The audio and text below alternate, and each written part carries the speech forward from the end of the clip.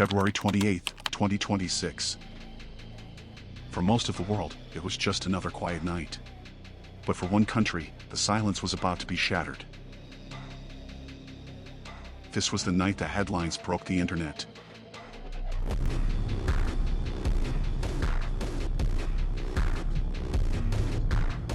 This was the day America and Israel tried to rewrite the history of an entire nation. How did two superpowers manage to wipe out the entire leadership of a country that was ready for them, but still got it wrong?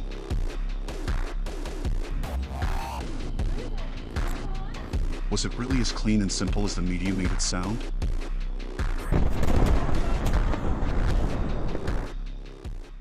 For decades, the US and Israel have had a rocky relationship with Iran.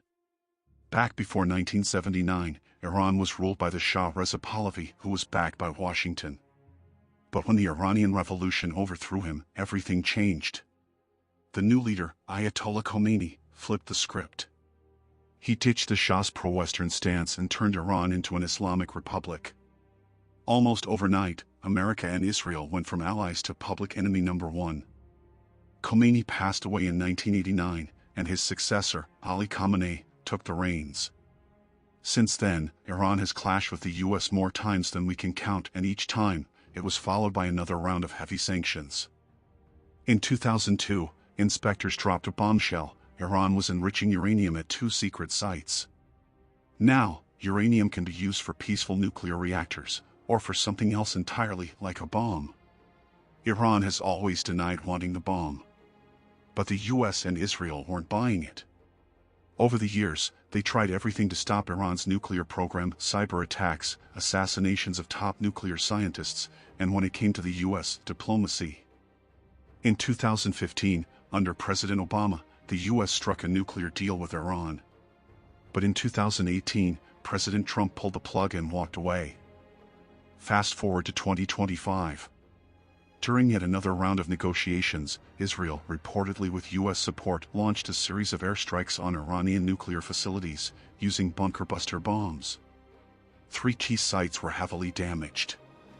And if that wasn't enough, by the end of 2025, Iran was rocked by massive protests over inflation. February 28, 2026. 9:40 a.m. According to CIA intel, this complex was holding a high-stakes meeting. Khamenei and the entire top brass of Iran's leadership were inside. The attack was originally planned for the cover of night, but sources say they made a last-minute call to move it to broad daylight.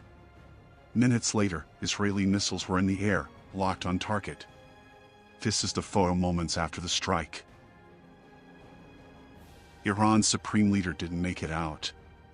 Neither did the chief of staff of Iran's armed forces, the head of the Supreme National Defense Council, the commander of the IRGC, and the defense minister.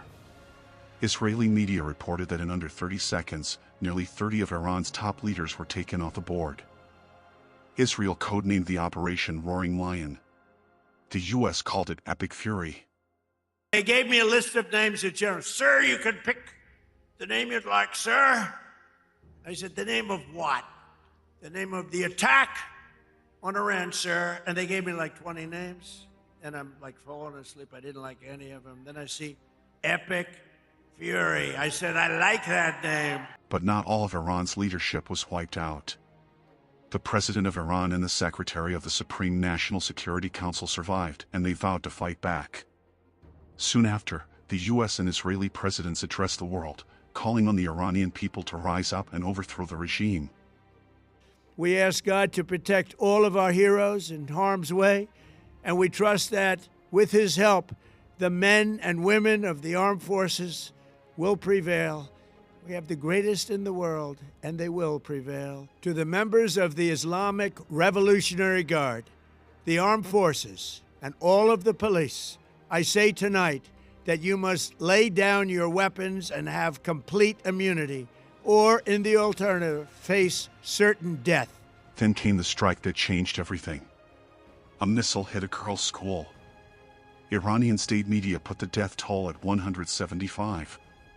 The US denied any involvement, but later, evidence surfaced. The fragment? From a 2014 Tomahawk missile. American-made, Iran launched Operation Truthful Promise 4, striking targets across the Middle East. The UAE was hit.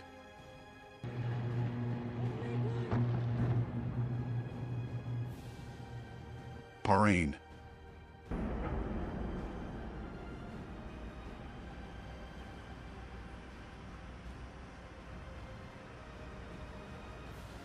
Kuwait.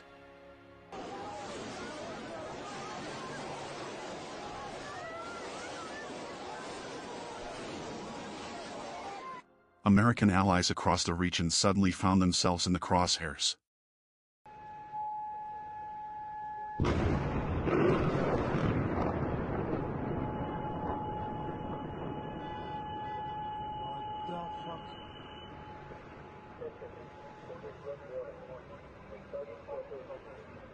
But here's where it gets complicated. The US said its goal was to protect the American people from the Iranian regime. But how exactly was Iran a direct threat to the US? According to American intelligence itself, Iran was still far from building a nuclear weapon. And its ballistic missiles? They couldn't reach much farther than 2,000 miles, definitely a problem for its neighbors, but not exactly a threat to the American homeland. So why now? Some say Iran was attacked because it was too weak. But flip the coin, and maybe it wasn't about strength at all. Maybe the US stepped over a constitutional line. Trump was confident this would be a quick win, a slam dunk, as they say. But look at the news today, and it's clear, this thing is far from over. Even the president himself would later admit it's going to take longer than they thought.